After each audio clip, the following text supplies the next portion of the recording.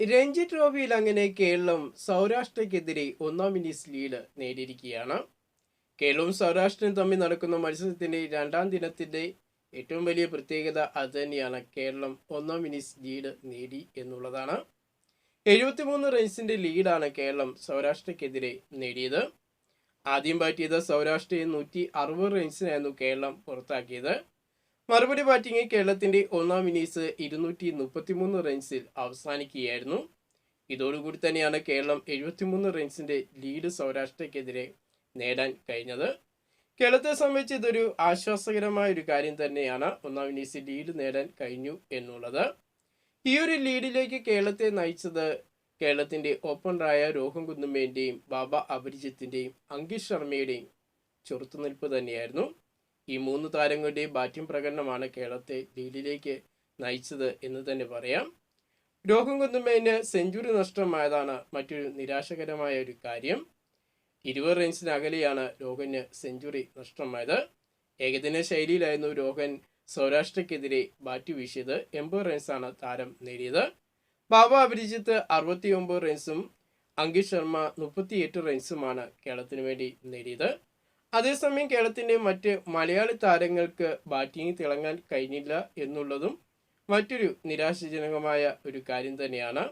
കേരളത്തിന് ഈ ലീഡ് നേടാൻ സഹായിച്ചതിൽ രോഹൻ കുന്നുമ്മേനോടൊപ്പം നിർണായക പങ്ക് വഹിച്ചതും അന്യസംസ്ഥാന താരങ്ങളായിരുന്നു എന്നുള്ളതാണ്. എന്തായാലും കേരളം ഒന്നാം ഇന്നിംഗ്സിൽ ലീഡ് നേടിയത് ഒരു ആശ്വാസകരമായ കാര്യമാണ്. എന്നിരുന്നാലും കേരളം ലീഡറായോ എന്ന് ചോദിച്ചാൽ ഇല്ല എന്ന് തന്നെ നമുക്ക് പറയേണ്ടിയിരിക്കുന്നു. രണ്ടാം ഇന്നിംഗ്സ് ബാറ്റിംഗ് ആരംഭിച്ച സൗരാഷ്ട്രയാകട്ടെ രണ്ടാം ദിനം കളി നിർത്തുമ്പോൾ ഒരു വിക്കറ്റ് നഷ്ടത്തിൽ 47 റൺസ് നേടിയിട്ടുണ്ട്.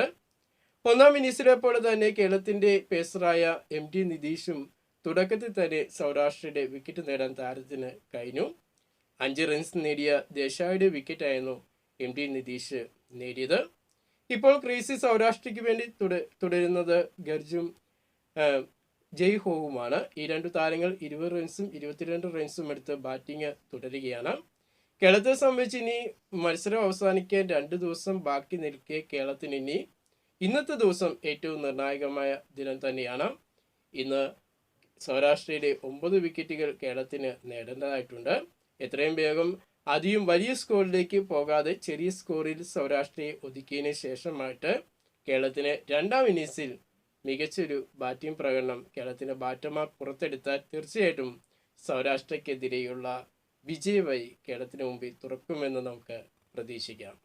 സൗരാഷ്ട്ര നിലവിലിപ്പോൾ കേരളത്തിന്റെ ലീഡിൽ എത്താൻ സൗരാഷ്ട്രയ്ക്ക് 26 റൺസാണ് വേണ്ടത് എന്നുള്ളതാണ്. കൂടുതൽ ക്രിക്കറ്റ് വാർത്തകളും വിശേഷങ്ങളുമായിട്ട് നമുക്കിനി അടുത്ത വീഡിയോയിൽ കാണാം.